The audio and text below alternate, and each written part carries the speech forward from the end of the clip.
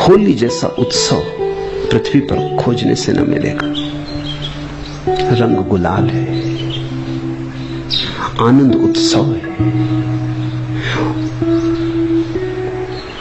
तल्लीनता का, मदहोशी का, मस्ती का,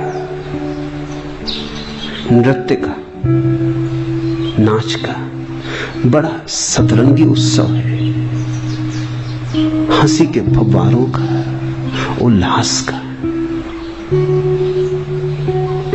एक महोत्सव है।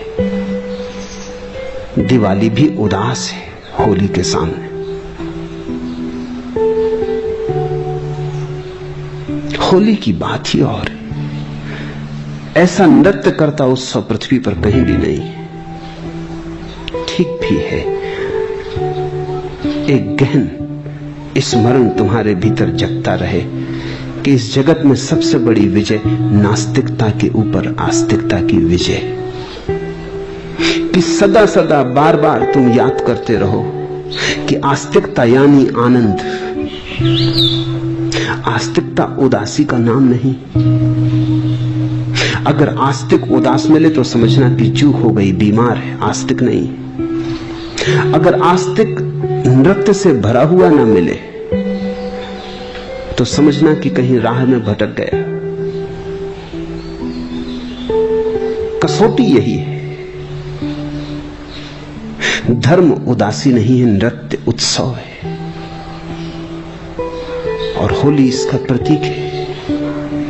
इस दिन ना पर हां की विजय हुई। इस दिन विध्वंस पर सृजन जीता। इस दिन अतीत पर वर्तमान विजयी हुआ।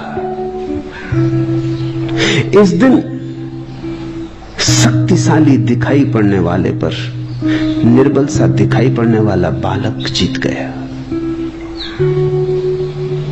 नए की, नवीन की, ताजे की विजय अतीत पर, बासे पर, उधार पर।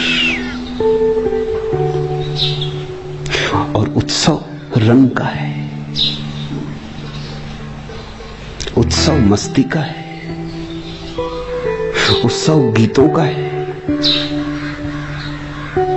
धर्म उत्सव है, उदासी नहीं।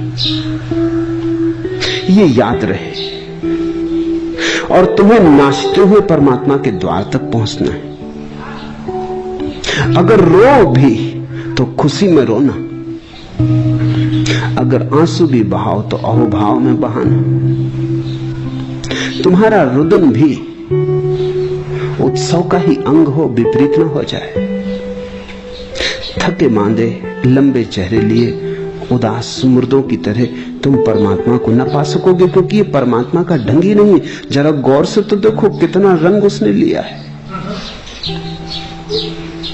तुम बेरंग होकर भद्दे हो जाओगे।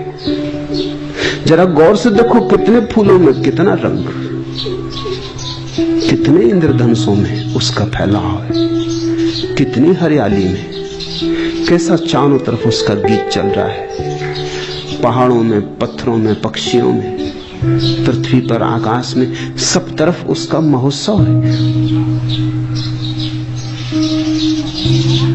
इसे अगर तुम गौर से देखोगे तो तुम पाओगे ऐसे ही हो जाना उससे मिलने का रास्ता है। गीत गाते कोई पहुंचता है, नाचते कोई पहुंचता है। यही भक्ति का सार है।